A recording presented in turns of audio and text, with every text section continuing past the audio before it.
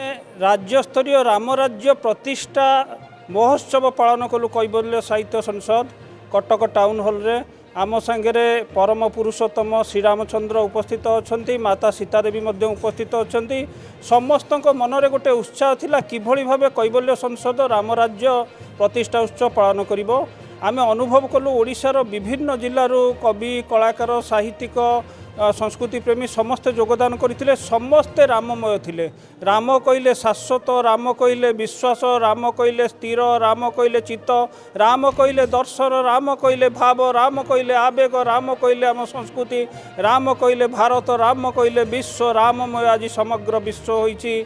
समस्त अंतरात्मार गोटे कथा थिला सत्य सुख प्रेम दया माया भितर आमे समग्र मानव समाज को परिचालित करूँ। जितेबले युद्धर विभीषिका चली सेतेबले कैवल्य साहित्य संसद रामराज्य प्रतिष्ठा उत्सव पालन करुचु एवं व्यभिचार स्वार्थ याठार बहुत ऊर्ध्वे रही प्रत्येक मानव जाति काम करने उचित एवं समस्ते आनंद मुखर हो काम करने उचित।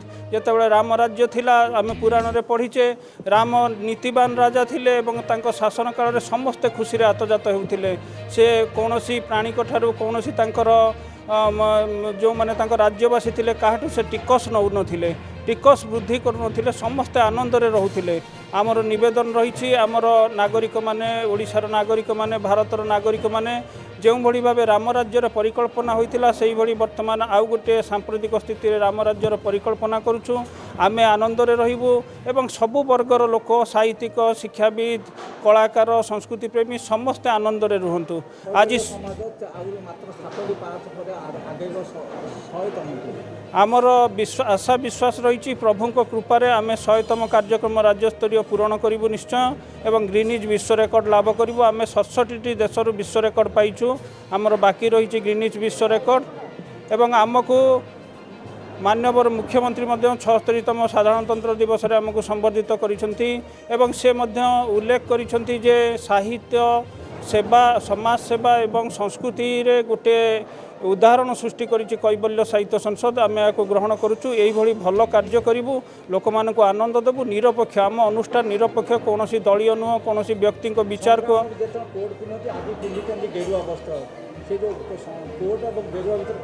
आज गोटे भावमय परिवेश राम प्रभु श्रीरामचंद्र भावमय परिवेश जेहेतु तांकर वस्त्र पुराण वर्णित यही वर्ण को जेहेतु विचार करुच्ची ये वर्ण हेउची गोटे मानववादर वर्ण गोटे समतार वर्ण गोटे आदरर वर्ण समस्त भितर भाईचारा सृष्टि करने ये वर्णटी समस्त को एकता भगवान कृपा। आज जितेबाला आपड़ ये प्रश्नटी पचारुंट मो भाव विभोर हो जाऊँगी मते मोर हृदय विगलित होउछि। मते कौटी ना कौटी मते लगुच जे मोर कर्म भगवान को सेवा करने मु गोटे सेवक मात्र।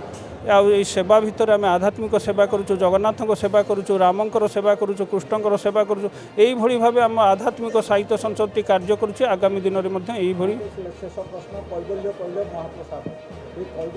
जेते दिन पर्यंत मोर प्राणरे प्राण थी मो पिंडरे प्राण थी मु अनुभव करुँची जे मुझे कार्य करुथी एवं मोर मध्य परिवार समर्थन रही मोर भाई भौणीकर समर्थन रही मोर धर्मपत्नी समर्थन रही मोर सहयोगी मानकर समर्थन रही जहाँफल ये कार्य संपूर्ण हो पारुछि। मत केबे अभाव मु काहाठू एक पैसा मागी नहीं धार करी नहीं उद्धार करी नहीं किंतु केबे मोर कार्य असंपूर्ण रही समस्ते खुशी होइकि जाती। आज मध्य समस्ते खुशी होइकि जाइछन्ति। धन्यवाद।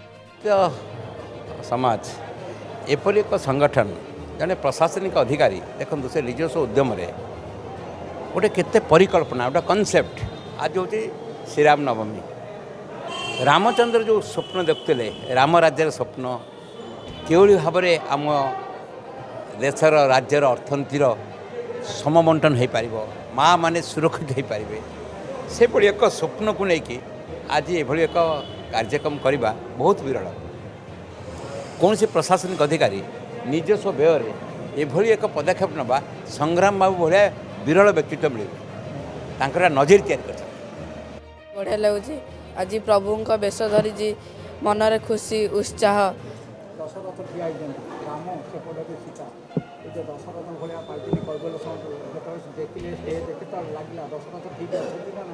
आज्ञा